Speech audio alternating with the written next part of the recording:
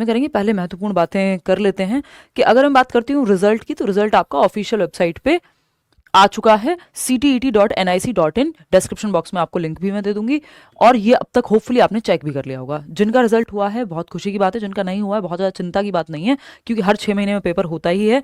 तो next CTET जो है आपका, वो आपका, हाँ ये है कि एक आध वैकेंसी अगर इन बिटवीन आई तो वो आपकी मिस होगी, बट अब उसमें कर क्या सकते हैं।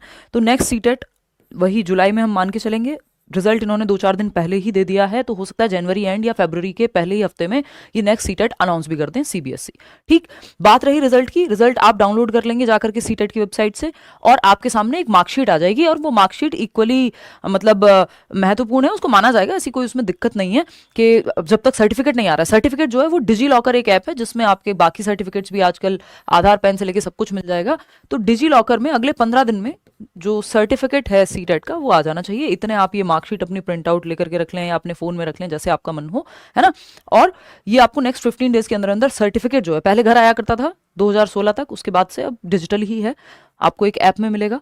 ठीक, प्रिंट आप ले सकते हैं। वैलिडिटी की अगर हम बात करें तो लाइफ टाइम वैलिडिटी है। पासिंग मार्क्स की अगर मैं बात करूं तो अगर 82, इसमें भी थोड़ा सा एक पेज है, उस पर अभी बात करेंगे कि क्या है। 82 मार्क्स अगर आप SC ST या OBC से हैं, EWS का कोई यहाँ पे कुछ कोटा नहीं होता, तो पूरे 90 नंबर ही आपको लेकर के आने होते हैं जनरल और EWS कैटेगरी के लिए। इस पे अभी थोड़ी सी चर्चा और करेंगे क्योंकि इस पे आप में से यानी 90 नंबर आ गए या आप कैटेगरी से हैं और 55% नंबर आ गए, दोबारा सीटेट देने की आपको आवश्यकता नहीं है। अनटिल अनलेस उसमें कुछ चीजें, जैसे आप कैटेगरी से हैं, किसी और स्टेट में आपको यूज करना है अपना सर्टिफिकेट, तो वहां आपको फिर जनरल में पास होना जरूरी है। नहीं तो वैलिडिटी लाइफ टाइम है रेट्रोस्पेक्ट में, यानी 2011 से अब तक कभी भी अगर आपने सीटेट पास किया है तो वो जीवन पर्यंत आप जहां चाहें उसको लगा सकते हैं, दोबारा करने की जरूरत नहीं है। और इसका कोई खास फर्क पड़ता भी नहीं, क्योंकि सारे फॉर्म्स तो आप फिल कर ही सकते हैं अगर आप क्वालिफाइड हैं तो, क्योंकि ये पासिंग मार्क्स हैं। देखना, ये कट ऑफ नहीं है, कई लोग इसको कट ऑफ कहते हैं, ये कट ऑफ नहीं है। सीटेट में कोई कट ऑफ नहीं निकलती, ये आपका क्राइटेरियन रेफरेंस टेस्ट है, CRT जो हम पढ़ते हैं, इसमें कोई भी एक क्राइटेरिया है जो आपको फुलफिल करना है, कट ऑफ नहीं है, किसी का किसी से कंपटीशन नहीं है। आपको क्वालिफाइंग मार्क्स लेकर के आने हैं, जो 90 और 82 हैं, वो कैसे हैं उस पर अभी हम आएंगे। ठीक, तो ये बेसिक सी बातें हैं।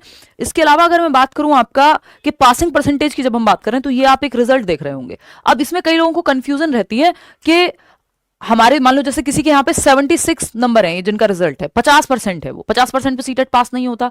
आपको कितने चाहिए? 60% चाहिए और 55% चाहिए कैटेगरी से। तो इसमें एक दो चीजें हैं जो मैं क्लैरिफाई कर देती हूँ फटाफट से।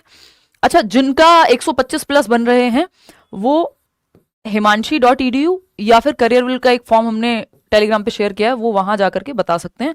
अगर टाइम लग पाया, क्योंकि मैं आजकल इंटरव्यूज बहुत कम लेती हूँ, तो बिल्कुल आपके साथ डिस्कशन करेंगे। वैसे मैं ट्रैवल भी कर रही हूँ, 15 तारीख तक मैं हूँ नहीं दिल्ली में, तो लेकिन आप इस पे मेल कर दीजिए, आपको के साथ कनेक्ट किया जाएगा। और 125 प्लस मार्क्स हैं, तो जो आगे के बैचेस वगैरह जो हम दिलवाते हैं हर बार, वो आपको जिस भी तरह से अगर आगे पढ़ाई में मदद की जा सकेगी तो की जाएगी। जैसे KVS का बैच आया और आपको तैयारी करनी है, तो वो आपको अवेल करा दिया जाएगा। 125 प्लस मार्क्स कम से कम आपके होने चाहिए। प्रेफरेबल है कि 130 प्लस, जिसका जितना स्कोर है वो आप बता सकते हैं।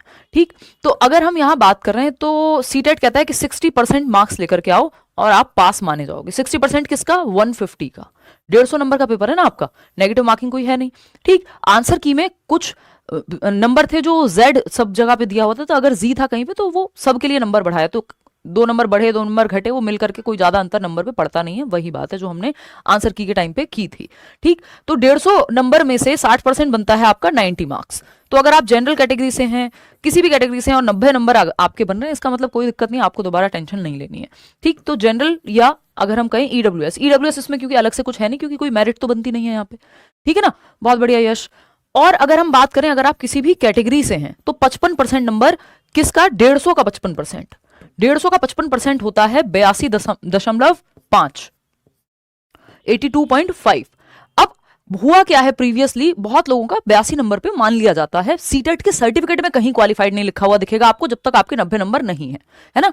उन्होंने साफ साफ कहा हुआ है कि भाई 90 मार्क्स पे आपका क्वालिफाइड माना जाएगा, लेकिन अगर आप किसी कैटेगरी से हैं या अगर आप फिजिकली हैंडीकैप्ड या डिफरेंटली एबल्ड भी हैं, तब भी आपका ये जो SC ST OBC वाला जो क्राइटेरिया है 55% का, तो ये आप जहां अप्लाई करेंगे वहां वो अथॉरिटी इसको एलिजिबल मानेगी।